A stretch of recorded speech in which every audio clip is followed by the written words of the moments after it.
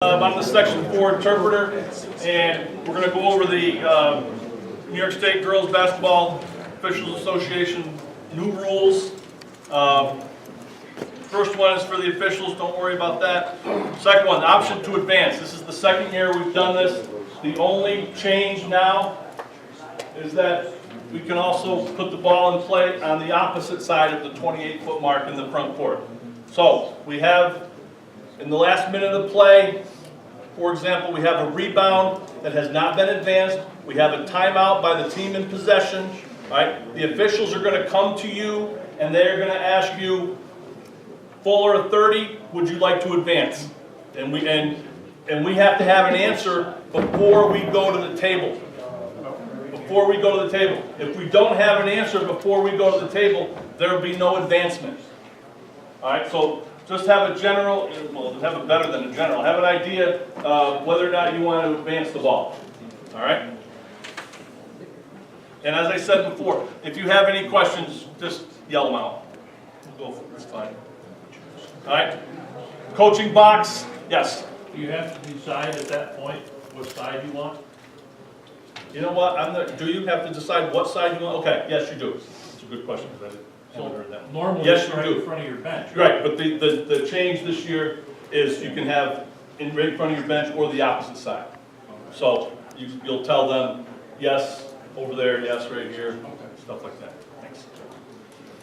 Okay, the coaching box is the same. This is the same as for the boys. All right, it's 28 feet from the end line to the division line. All right, and as I said before, what I would highly suggest is to put your chairs at the end line. Start your first chair at the end line and go out, all right, to the 28-foot mark if you want. All right, that's the coaching box.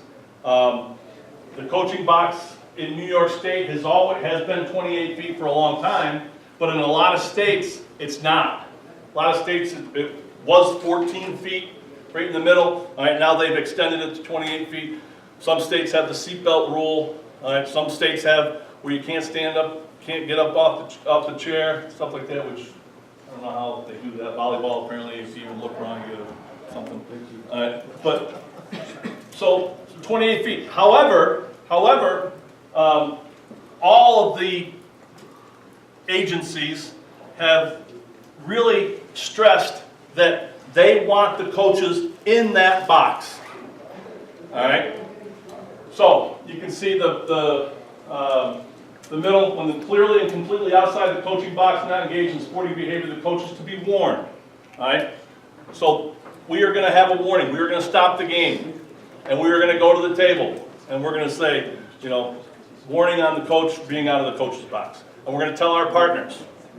All right. And then if it happens again, it's going to be a technical foul. I don't anticipate that happening, but now. The last bullet, egregious behavior inside or outside the box is to be penalized without warning. Coach could be inside the box, and it could be doesn't matter what quarter, screaming. And you've already talked to the coach, you've got him with the stop sign, boom, boom, boom, continues, boom, technical foul. We don't have to warn. All right? All right. Closely guarded, front court within 6 feet. There's no change there. In the girls' game, the shot clock is 30, and the ball should be 28.5. And there is a, I don't know what they call it, but it doesn't have, you know, in the month of February, I think it's Breast Cancer Awareness Month or something like that. It doesn't have to be an orange ball, believe it or not. All right, but it must be 28.5 inches. Chris? Yep. That was changed. They can use a non-orange ball anytime throughout the season. Oh, anytime. Yep. Not just That's a recent change. anytime. So if you have that breast cancer awareness ball, that can be your game ball for the whole year if you'd like. Because some schools will do fundraisers for charities early in the season. Good point. Now, but the ball is going to be 28.5 inches in circumference. It says that right on there. All right. Couple of officials, big time officials, all right, actually did a college game probably the first half, you know, like the first 10 minutes of the game, all right, with a girls' ball, all right, and they got suspended and stuff like that. But all I'm saying for the coaches is, let's just make sure that these balls are on the court, because I understand you got boys practices, you got girls practice, you got boys games, you got girls games, stuff like that. And, we're supposed to, be on the lookout for it as well, but just to make sure that those are out there. And it actually says 28.5 right on the ball.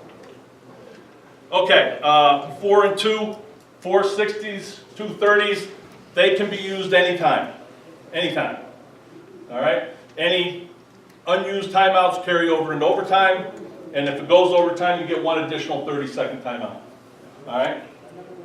Oh, no timeout's going to be called, recognized when a player's falling out of bounds.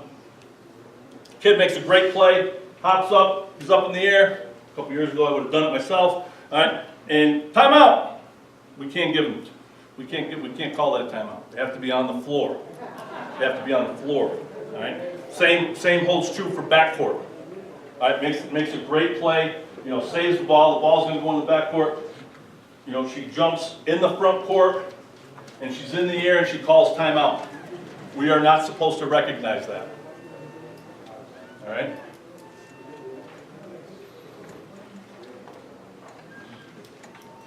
Positioning during the timeout, don't worry about it. Okay, there's going to be no 10-second reset if the offense calls a timeout. If there's a defensive violation, knocks it out of bounds, a held ball, the offense retains, all right, or technical foul. The offense will only have the remaining time of the 10 seconds to get the ball over. All right, so in all these scenarios, let's just say it's down to 5. All right, you're going to have 5 seconds to get it across. If 6 seconds have gone off, you're going to have 4 seconds. All right. In the girls' game, no physical count is required, only the visual use of the shot clock. All right, which is scary. All right, because the people that we have doing the shot clock may or may not be good. It might not be good. I mean, if you happen to get some kid there that's all he's worried about is sitting next to, Joni on the side here, all right? That's important. That's important upon the officials to make sure that everything starts in a proper fashion, all right? And I've told the guys and girls in Binghamton that I don't have a problem if they do the physical count personally, all right? But to use that as a guide if they are, all right? So there you go. No two officials, real 4, and the shot clock operator knows what they're doing. So, however much we can do that. Okay, uniforms, all right, undergarments, black, white, beige, or any color contained in the game jersey. Undergarments are your sleeves, all right? Your arm sleeves, your leg sleeves, your headbands, your wristbands, all right? They can be black, white, beige, or any color contained in the game jersey. Let's just say it's Oneonta High School and they're playing at home and they've got white uniforms, but they've got the blue and the gold trim. All right? So these sleeves can be Oneonta blue. That's a color. All right? But everybody on the team has to have the same color. All right? Everybody on the team has to have the same color. Undershirts, all right, same color as the jersey. So if it's Oneonta that we're talking about, they've got a white uniform, all right, the undershirt must be white. The undershirt can't be blue. The undershirt can't be gold. Undershirt must be white. If they're playing on the road, the undershirt must be blue. All right, I've told this story now. This is the 4th time I've told it. Seton had a game at home last year, late. 2 of our better officials around the game, or Binghamton's better officials, white uniforms, like 3 black sleeves, undergarments. I got about 30 texts. And these are 2 of our better people. So anyway, and we hate doing that. We hate being the uniform cops. So help us out, take care of this yourself. Games foul reporting, don't worry about it. That's us. All right, bonus free throw. This is not a change on the 5th foul in any quarter. The players are going to shoot automatic, going to shoot 2 shots. all right? And in between, for the second, third, and fourth quarters, they're gonna reset. All right? Stop clock and rising from the floor. The game clock in the last minute of the game on a made field goal, the clock is going to stop. All right? So, you know, we're going to put our hand up. Give a foul signal. I don't know if anybody knows that. And then we're going to go on. And then in the girls' game, a player may rise from the floor legally if the pivot foot doesn't move. All right? The girl can actually, she's on the ground. She may get up. All right, if the pivot foot doesn't move. If we determine that when she got up, she didn't, you know, do that, she just got straight up, okay. Okay, post player arm bar. In the girls' game, all right, there can be an arm bar on a post player who has the ball or doesn't have the ball. All right, so the basket's behind me. All right, post player's there, she's facing there. I can have the arm bar. All right, I can't extend, I can't displace, I can have the arm bar. All right, she gets the ball, she's still facing that way, I can still have the arm bar. All right, when she turns and faces, she pivots, she's here now. Now she becomes a ball handler dribbler, and everything's got to come down. All right, that's what that rule is. All right, double fouls. We'll go to the point of interruption.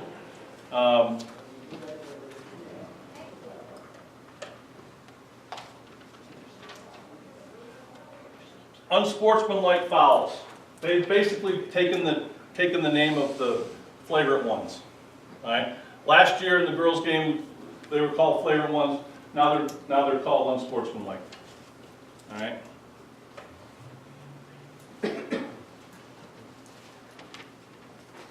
So now, you know, I'm going to show you, well, you guys have already seen the video. Not making a play on the ball in the boys' game, it's an intentional. In the girls' game, it's an unsportsmanlike. Chris? Yep. I don't know anybody on your team can shoot them on sporting? Unsporting, I believe, yes. Anybody Can't- come off to the bench? Kurt? I thought that was just on the disqualifying one. It says in the book, both of them. Team is awarded. Boom, boom, boom. Hang on, I'm looking at my notes here. Flagrant one. Any player. 2 free throws are awarded to any player. Yep. Now, if the girl is shooting, still anyone can shoot it? Yeah. Even Because if it's a that's- 3, they That's get not 3. yes. Even if it's a 3, anyone can shoot the 3. Yep, You can resubstitute right now. yep. Not anymore. We don't have this. Disqualifying foul in the boys' game is a flagrant. In the girls' game, it's called a disqualifying foul. Last year it was called a flagrant 2 or a flagrant 11, as they're putting up there. All right. We all know what a flagrant foul is, or a disqualifying foul. When it's a contact foul, the contact is violent or severe. Non-contact, that would be when the coach is screaming at us for the 50th time. Unacceptable language, vulgar language, okay? And trust me, we don't like to do this either. We don't like to throw people out of games. All right, points of emphasis in the girls' game, to enforce the rules as written. All right, and basically what that means is that if you're going to call a foul in the first quarter, call a play a foul in the first quarter, it should be a foul in the fourth quarter. That's really what that means. Post play in 3 seconds. I talked about the post play a little bit. The 3-second rule. All right, the post player has to completely clear the lane. All right, not that. They have to completely clear the lane. Okay. Freedom of movement. We've talked about this now for a few years. Used to be when you'd run your motion offense, let's say, and the defensive coaches would say, don't give the cutters a free rein, chuck the cutters. All right. That's been a few years now. All right. So that's what freedom of movement is. players moving without the ball and screening. Screening, all right? It's going to be inside of your, it's kind of for the officials, but what they're trying to cut down on, and you can, if you look at some video, you can see, you can find it all over the place because it happens all over the place, all right? You get this, which is illegal, all right? So they're trying to bring it in, and it's within the framework of the body. The insides of your feet must be within the framework of your body, all right? Contact on the ball handler, dribbler. Those are the old hand checks. You know, you get one touch up, all right, and then if it happens again, it's a hand checking foul. 2 hands is a hand checking foul. Arm bar, hand checking foul. 2 hands, hand checking foul. Or did I say 2 hands? I don't know. All right, legal guarding position. 2 feet on the floor facing the opponent. That gives you that's how you obtain legal guarding position. To maintain, obviously, you can move to the side. Go back, all right? You know, I can't tell you how many times, you know, I'll call, you know, for example, I've called a block, and the coach would say, you know, was he moving? You know, yeah, he was moving. But they can move, all right? Defenders can move if they've obtained legal guarding position, and they're moving to maintain legal guarding position. So. Bench decorum and sportsmanship, that really has to do with the coach's box. All right, verticality. If a player, and usually this happens around the rim. All right, you have a player taking off from point A and landing on point A. All right, that player has jumped vertically. All right, you have a player that's taking off from point A and landing in point B. That's not vertical. All right, I know it sounds simple, stupid, and stuff like that. All right, and then if they take off from point A and they land in point B, the offense drove them back. All right, and I'm not saying it's going to be an offensive foul. I'm just saying if that's the case, it's not on the defense. All right, and rebounding is a point of emphasis. And I might as well do it again. I've done it 4 times. All right, if you're rebounding. You're going for a rebound, and you feel the defender or the other team on your back, and you do that. All right, that's displacement. That's not boxing out. That's displacement, and that is a foul. It must be called. I think people used to say.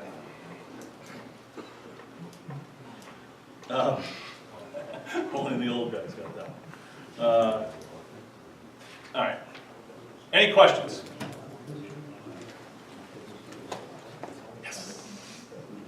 I got one. Oh, so Sorry. close. So close. In the backcourt. Yep. You're down to 7 on your count. We're at 7. Okay. We're at 7. Yep. I want to call a timeout. Yep. Do I get a new 10? No. Is that new? Yes. It's two. To get good defense, to award good defense. That's the reason it's there.